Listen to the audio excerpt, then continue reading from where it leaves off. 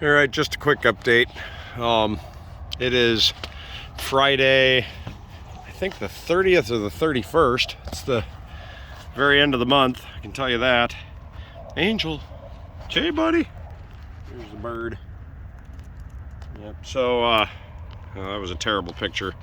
There you go. Hiya buddy. How's it going?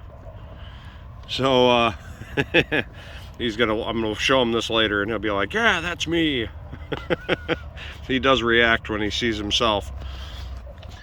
So I was able to get my 20 horse Johnson 2-stroke outboard started yesterday. Took a little bit of ether to get it to fire up, but I haven't started it in about a year. When I started it last time, I just installed a new water pump and a new kill switch because the kill switch had just fallen apart. Instead of having the type where you push the little key into it to hold it out, this one actually has a button that you push to shut it off. It's a 1971 Johnson 2-stroke with the mixture on the outside, so you can actually adjust the mixture on the carburetor from the face of the motor. It runs great.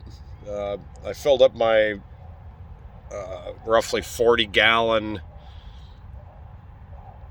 barrel that I found floating in the water, and a buddy of mine helped me dig it out of the side of the water over here, and it was just floating barely on the surface, and I cut the top off of it and turned it into an outboard testing bucket and got a little video of that.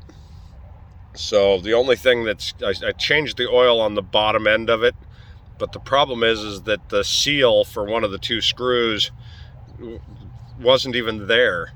So I ordered those. They'll be here on Tuesday. Like I said, today's Friday. As soon as they show up, I'll put the seals in and top off the bottom end oil in the bottom of the shaft, and then that one's ready to go up for sale.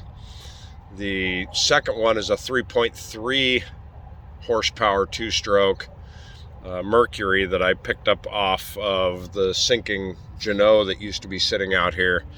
Todd and I went through it. When it started to sink, we got a hold of the owner who hadn't been out here in like 25 years, and he basically said, you know, have at it. I'm going to have Boat Angel come out and haul the boat away.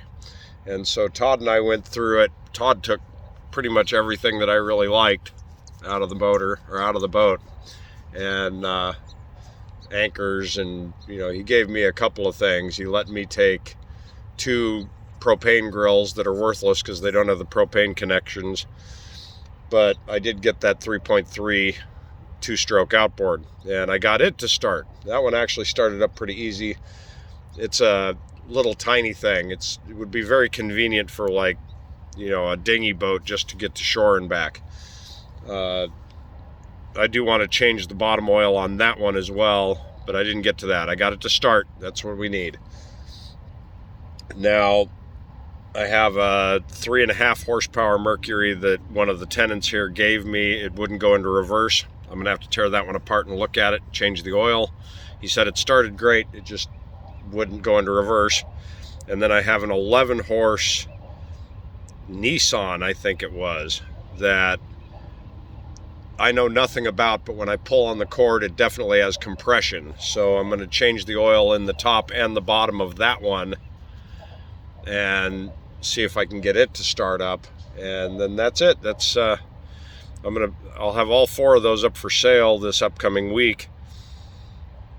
I got a really good quote on insurance. I was about to go with Progressive that was going to be $900 a year, and I found one of my neighbors here in the marina. He has a friend or family, I'm not sure what she is, but she works for Allstate, and they got me a quote that's like $160. So I'm going to go with that because all I need is the $300 liability. I'm not going to be using the boat. I'm going to be out truck driving. It's got some personal injury and some other stuff that's required by the state, but it's irrelevant because I'm going to not even be here. I just need to have the $300 liability in case something happens in the marina and uninsured boater as well, because the channel's full of homeless people living in their boat. So, which I suppose, in my opinion, that is a home, but the state doesn't look at it that way when you're not in a marina with a live aboard permit. So I'm going to get all of that dealt with here this morning. I just have to send her a photograph of the title of the boat to prove I own it, and she'll get that through, and then I'll be ready to transfer my tenancy over to Jack London, Almar / Suntech Marinas over there, and they'll tell me what slip I'm going to go into. And then I'm going off to work for the day, try to make as much money as possible. But at that insurance rate, I'm saving, thousands of dollars, or $1,000 almost.